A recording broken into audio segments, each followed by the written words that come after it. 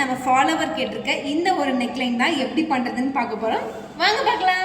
இந்த neckline boat நெக்கில் தான் இருக்குது. ஸோ போட் நெக் தியரிக்கு நான் பேட்டர்ன் ரெடி பண்ணிட்டேன். இதோட ஷோல்டர் ஸ்ட்ராப் வந்து 2.5 இன்ச் நான் வச்சுக்கிறேன்.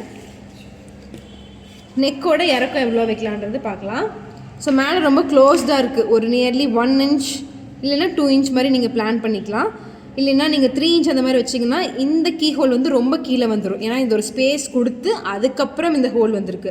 அப்போ நம்ம இதுவே 3 வச்சோம்னா இந்த ஹோல் வந்து ரொம்ப 9, 10, 11 அந்த மாதிரி ரொம்ப டீப்பாக போயிடும். ஸோ இதை வந்து கொஞ்சம் கம்மியாக பிளான் பண்ணிக்கலாம். அதுக்கப்புறம் இந்த கீ ஹோலுமே ரொம்ப டீப்பாக இல்லை, ஒரு மீடியம் நெக்காக தான் இருக்குது. ரொம்ப டீப் கொடுக்க வேண்டாம். அப்போ நீங்கள் டீப் கொடுத்தீங்கன்னா இதோட லுக் மாறிடும். ஆவரேஜாக இருக்க ஹைட்னா நீங்கள் ஆவரேஜாக கொடுத்து போட்டால் தான் இதே மாதிரி லுக் க்ரியேட் பண்ண முடியும். டீப்பாக இருக்க டைப்புக்கு நீங்கள் டீப்பாக கொடுத்தீங்கன்னா தான் லுக் ப்ராப்பராக க்ரியேட் பண்ண முடியும்.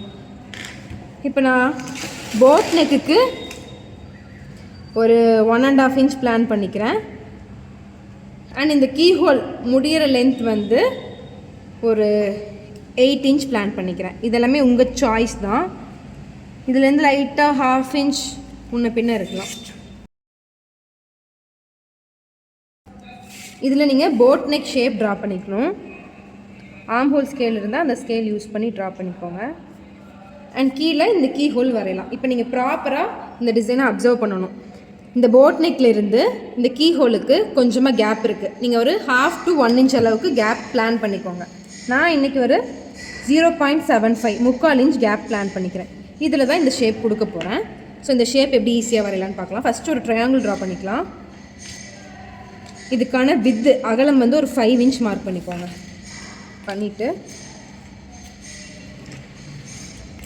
ஒரு ட்ரையாங்கிள் மாதிரி ட்ரா பண்ணிக்கோங்க. ஸோ இதிலேருந்து அந்த டிசைன் நம்ம டெவலப் பண்ணிக்கலாம். ஸோ இப்போ இந்த டிசைன் நம்ம ப்ராப்பராக அப்சர்வ் பண்ணலாம். இதோட ட்ரையாங்கிள் வந்துட்டு டைமண்டாக கன்வெர்ட் பண்ணுறோம். இப்படி பண்ணும்போது நீங்கள் என்ன பண்ணணுன்னா, இந்த டைமண்டோட டாப் போர்ஷன் அதிகமாகவும் பாட்டம் போர்ஷன் கம்மியாகவும் இருக்க மாதிரி பிளான் பண்ணிக்கோங்க.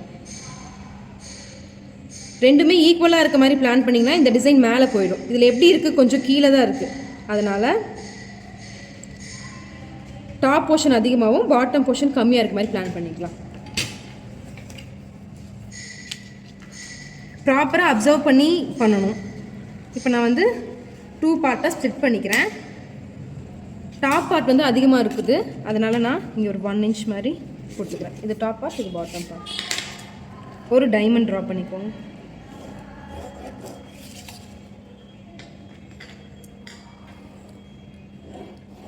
ஸோ இதில் டாப் பார்ட் அதிகமாகவும் பாட்டம் பார்ட் கம்மியாகவும் இருக்குதா.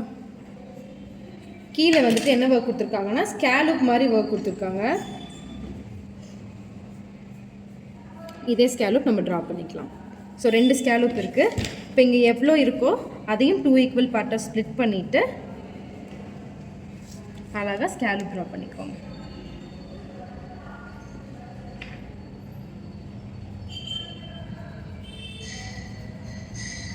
ரெண்டு ஸ்கேலூப்பு ஈவனாக வரையலாம். ஸ்கேலூப்பை வந்து தனியாக ஒரு ஸ்டென்சில் மாதிரி கட் பண்ணி இந்த ஷேப்பில் தனியாக ஒரு ஷீட் கட் பண்ணி அதுக்கப்புறம் கூட நீங்கள் வரைஞ்சிக்கலாம். ஸோ இந்த ஒரு நெக்லைன் அழகாக ரெடி ஆயிடுச்சு. நீங்களும் இதே மாதிரி ட்ரை பண்ணி பாருங்கள். நெக்ஸ்ட் நெக்லைன் என்ன வேணுங்கிறத எனக்கு டிஎம் பண்ணுங்கள். பாய்.